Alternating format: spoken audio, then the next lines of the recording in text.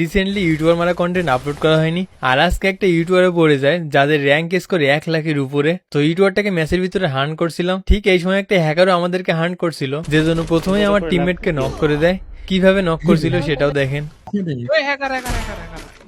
এরপর আমি ভাবছিলাম এটাকে ইজিলি মারতে পারবো, কিন্তু আমাকেও নক করে দেয়। এখানে একটু চিন্তায় ছিলাম, ভাবলাম ইউটিউবারটার সাথে ফাইট করার সময় হ্যাকারটা হয়তো জ্বালাবে, যেজন্য তাকে আগে মারতে হবে। রিভাইভ পেয়ে আবার বিমা শক্তি চলে আসে, আর এখান থেকে হ্যাকারটার টিম ওয়াইপ আউট হয়ে যায়। এর কিছু সময় পরে সামনেই ইউটিউবার স্কোয়াড ছিল, আমি পরপর দুইটাকে অন ট্যাপ দিয়ে দিই।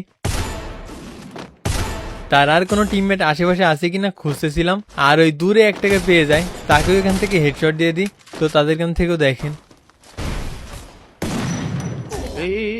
এটা উঠবে না, কই যাইলো উঠবে নিয়ে কোন মুন্না আর ডিজে মনে হয় বোকা চোদারাবি এমন সময় আর এন্ট্রি হলো।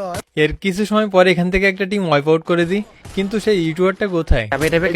তো তারা নিরো ক্যারেক্টার নিয়ে ঝামেলায় ছিল। ফাটা আমি এখান থেকে তাদেরকে একটু হেল্প করি, তারপর তার টিমমেটকেও নক করে দিই।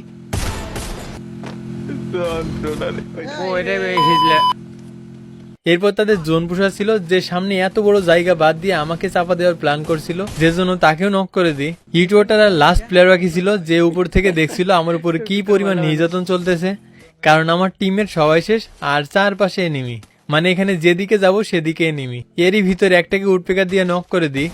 আপনারা এর ভিতর লাইকটা করে দিতে পারেন। তো তারপর আরেকটাকে MP40 দিয়ে অনলি রেড। এরপর শেষে একটাকে নক করতে গিয়ে আমাদের টিম ওয়াইপ আউট হয়ে যায়। আর ইন্টারেস্টিং একটা ব্যাপার দেখায়, এখানে আমাকে যে প্লেয়ারটা মারছে ওর কিল মাত্র 2, একটা কিল আমাকে মেরে করছে আর একটা কিল স্টিমারের লাস্ট প্লেয়ারকে। বাহ, দেখ সেই যে দুটোই কিল করছে, আরে কুল যে কি